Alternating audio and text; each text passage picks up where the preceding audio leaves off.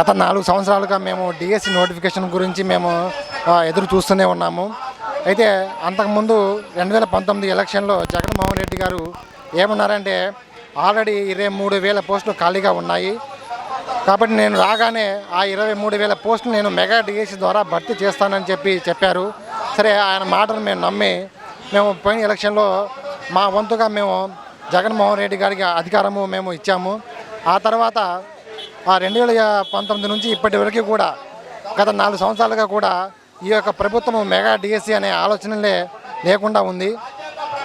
కాబట్టి ఇప్పటికైనా సరే మా యొక్క నిరుద్యోగుల గురించి మీరు ఆలోచించి అందరికీ కూడా ఒక్కసారి అయినా సరే మెగా డిఎస్సి ఇస్తారని చెప్పి మేము కోరుకుంటున్నాము. అసలు నిరుద్యోగత శాతంలో ఈరోజు రాష్ట్రం దేశంలోనే మొదటి స్థానంలో ఉండడాన్ని ఒక నిరుద్యోగిగా మీరు ఏ విధంగా చూస్తారు?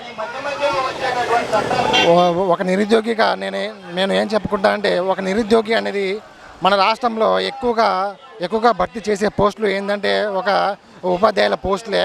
ఈ ఉపాధ్యాయ పోస్టులు సంబంధించిన నిరుద్యోగిత ఎక్కువగా ఉంది. కాబట్టి మన రాష్ట్రంలో కూడా ఈ నిరుద్యోగిత సంబంధించింది మా లాంటి వాళ్ళు 6 లక్షల మంది పైగా కూడా ఉన్నారు. వాళ్ళందరూ కూడా ఈ యొక్క నోటిఫికేషన్ గురించి ఎదురు చూస్తూనే ఉన్నారు. కానీ మన రాష్ట్రంలో ఇప్పుడు మిగతా అన్ని నోటిఫికేషన్ చూసుకున్నా కూడా అన్ని వందల్లోనే ఉన్నాయి. కాబట్టి వాటిలో నిరుద్యోగిత అనేది చాలా తక్కువగా ఉంటుంది. కానీ ఈ యొక్క ఉపాధ్యాయులకు సంబంధించింది ప్రిపేర్ అయ్యే వాళ్ళు చాలామంది ఉన్నారు. కాబట్టి చాలామంది ఏ నోటిఫికేషన్కి అయితే ఎక్కువ మంది ప్రిపేర్ అవుతారో వాళ్ళందరూ కూడా నిరుద్యోగులుగా మనం చెప్పవచ్చు. కానీ మన రాష్ట్రంలో ఎక్కువ మంది ఉన్నది ఉపాధ్యాయుల పరీక్ష కోసం ఎదురు చూస్తునే వాళ్ళే. కాబట్టి నిరుద్యోగిత ఎక్కువ ఉందని మనం చెప్పవచ్చు. అంటే ఎక్కువ మంది చదువుకోవడం వల్ల ఈరోజు నిరుద్యోగిత శాతం పెరిగిందని చెప్పి విద్యాశాఖ మంత్రి మాట్లాడుతూ ఉన్నారు. అయితే ఈ విద్యాశాఖ మంత్రి అనేది ఫస్ట్ జగన్ గెలిచినప్పుడు ఒక ఆయన, మళ్ళీ ఒక 2.5 years అయిన తర్వాత మళ్ళీ ఇంకో ఆయన, ఇలా ఎడ్యుకేషన్ మినిస్టర్ మారుస్తున్నారు. కానీ అయితే మరి ఆయనకి స్పష్టత అనేది లేదు. ఫస్ట్ ఈ యొక్క డిఎస్సిపై పూర్తి అవగాహన అనేది విద్యాశాఖ మంత్రికి ఇప్పటికి కూడా అవగాహన లేదని మేము అనుకుంటున్నాము అని మేము చెప్తున్నాము. పాఠశాలను విలీనం చేస్తూ ఒక జీవోని కూడా తీసుకొచ్చారు. అసలు ఇది ఎంతవరకు సమర్థించవచ్చు అంటారు ఈ జీవో? ఇప్పుడు పాఠశాల విలీనం అనేది నా కళ్ళలో నేను చూశాను. అంటే ఒక ఊర్లో ఒక విలేజ్లో ఆ విలేజ్ నుంచి ఫస్ట్ క్లాస్ సెకండ్ క్లాస్ స్టూడెంట్స్ని ఒక 5 kilometers దగ్గరలో ఉన్న హై స్కూల్కి మెర్జ్ చేశారు. అప్పుడు వాళ్ళు ఆ చిన్నపిల్లలు అక్కడ నుంచి నడుచుకుంటూ వెళ్తూ 5 kilometers వరకు నడుచుకుంటూ వెళ్తున్నారు.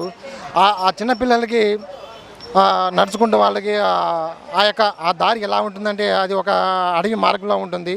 ఆ అడవి మార్గం గురించి వాళ్ళు ఒక 5 kilometers నడిచి వెళ్తున్నారు. కాబట్టి వాళ్ళకి ఆ మెర్జీ అనేది ప్రభావం వల్ల, ఆ మెర్జీ చేయడం వల్ల 1-2 తరగతి వాళ్ళకి చాలా చాలా ఇబ్బందికరంగా ఉంది.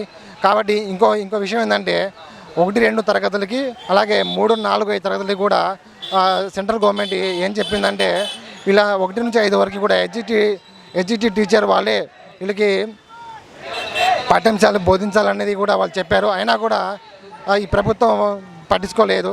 3, 4, 5 ఈ 3 క్లాస్ని కూడా హై స్కూల్లో మెర్జ్ చేశారు. కాబట్టి అక్కడ స్కూల్ అసిస్టెంట్ టీచర్లు మాత్రమే బోధిస్తారు. అలాగే 1-2 వాళ్ళకి హెచ్జిటి టీచర్లు బోధిస్తారని చెప్పారు. కాబట్టి సెంట్రల్ గవర్నమెంట్ ఏం చెప్పిందంటే 3, 4, 5 వాళ్ళకి కూడా హెచ్జిటి వాళ్ళే బోధించాలని చెప్పారు. అయినా కూడా ఈ ప్రభుత్వం పట్టించుకోవట్లేదు. అంటే ఏంటి, కేంద్రం ఒకవైపు నివేదికలు ఇస్తున్నా కూడా ఎందుకు రాష్ట్ర ప్రభుత్వం వాటిని అమలు చేయకుండా ముందుకెళ్ళిపోతుందంటారు? అసలు కేంద్ర ప్రభుత్వం చెప్పినా కూడా ఈ గవర్నమెంట్ అనేది పట్టించుకోవట్లేదు. ఈ మెర్జ్ అనేది ఫస్ట్ కేంద్ర ప్రభుత్వం చెప్పింది, కాకపోతే మిగతా రాష్ట్రాలన్నీ కూడా అమలు చేయలేదు.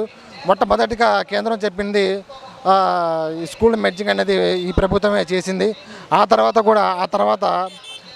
కేంద్ర ప్రభుత్వం ఏం చెప్పిందంటే 1 నుంచి 5 వరకు హెచ్జిటి టీచర్లు మాత్రమే బోధించాలని చెప్పారు. కానీ ఇక్కడ అలా లేదు, ఈ గవర్నమెంట్ ఇలా లేదు.